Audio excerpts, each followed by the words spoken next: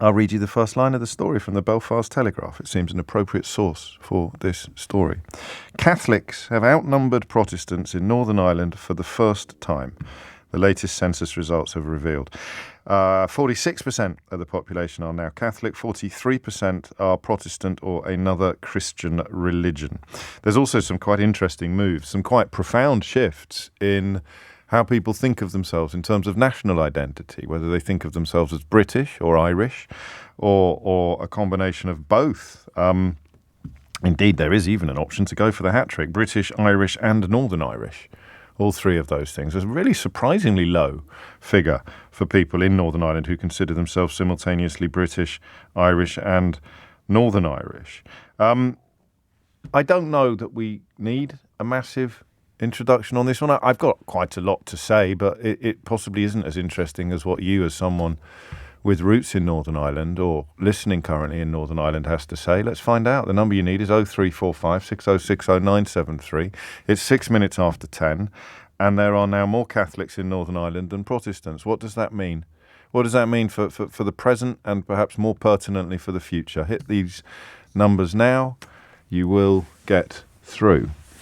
So here's a funny thing. It depends, I think, in part on how old you are, but everybody British has some sort of relationship with Northern Ireland, whether you have Irish heritage, as I obviously do, or not. Not least because of the Troubles, not least because of the fact that the IRA's atrocities on these islands, in Great Britain, defined a generation almost. You know, I grew up, as you probably know by now, in a journalist's household. My dad was a journalist. He was the Midlands correspondent of the Daily Telegraph. The Birmingham Six was a story that obviously, given the later acquittals, it ran through his career like the River Thames runs through London. There was even, and I wrote a little about this in my first book, when I was young, you would even, as someone with an Irish surname, get treated similarly to how Muslims were treated when Islamist atrocities, Islamist terrorism began to kick off. You'd have that idea that because you were Irish, you were somehow complicit, or because you are Irish, you must be a terrorist, which is, you know, as a kid, absolutely nonsensical. It makes no sense at all. But I remember, it's sort of 11, 12 years old. I could still tell you the name of the kid that did it, actually, but I don't think that would be fair, being called a terrorist. At my prep school, at my very sort of middle class, upper middle class, exclusive prep school, a very strange experience. And I'm not mentioning any of this for particularly profound reasons. I'm just talking about how we all have relationships with Northern Ireland, whether you realise it or not. For much younger people, it's going to be the Good Friday Agreement. The Good Friday Agreement is actually why you don't have as complicated or serious a relationship with Northern Ireland as both a concept and a territory as older people do. You haven't lived under the shadow of sectarian violence in Northern Ireland itself, or indeed terrorist activity in Great Britain. It is also probably worth mentioning, while I'm giving my chapter and verse on this one, that my first ever political speech at the age of 10, I was quite frighteningly precocious. At the age of 10, in a mock election for what must have been the 1982. There was a general election in 82. Was it 82 or 83? It's possible I just looked at the wrong colleague then. But I stood as an SDLP candidate, which was a very little-known party in Great Britain at the time. Well, certainly among most 10 and 11-year-olds. I mean, part of the reason was because the big boys got to choose the big parties in the mock election that we had at my school. The big boys would be the Conservatives and the Labour and the Liberal Democrats. But I was, as I say, horribly precocious and political. Really wanted to get involved in it.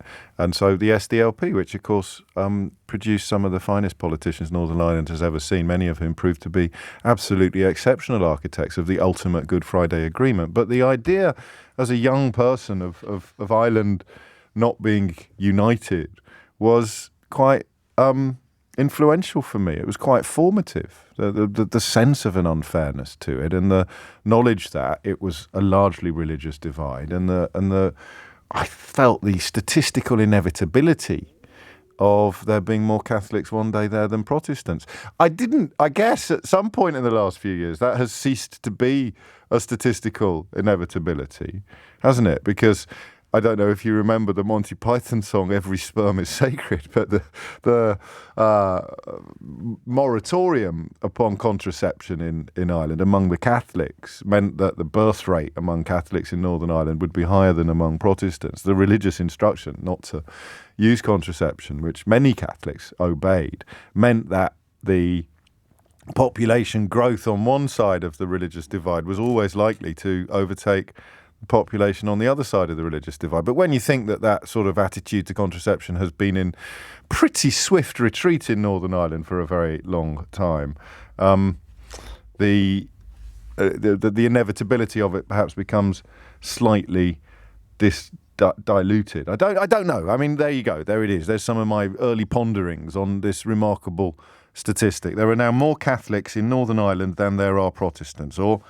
depending on how you like the language to be conveyed, Catholics have outnumbered Protestants in Northern Ireland for the first time. So call me now and tell me what this means. What does it mean in the context of a united Ireland, most obviously? Does this, like Brexit, accelerate the likelihood of a united Ireland? The Northern Ireland Protocol, which of course was negotiated by David Frost and celebrated and trumpeted by Boris Johnson, still has senior Conservatives in both politics and media desperately trying to disown it or find somebody else they can blame it on rather than their own heroes. It is a growing, or certainly not a likely to disappear anytime soon problem, but it's not insuperable.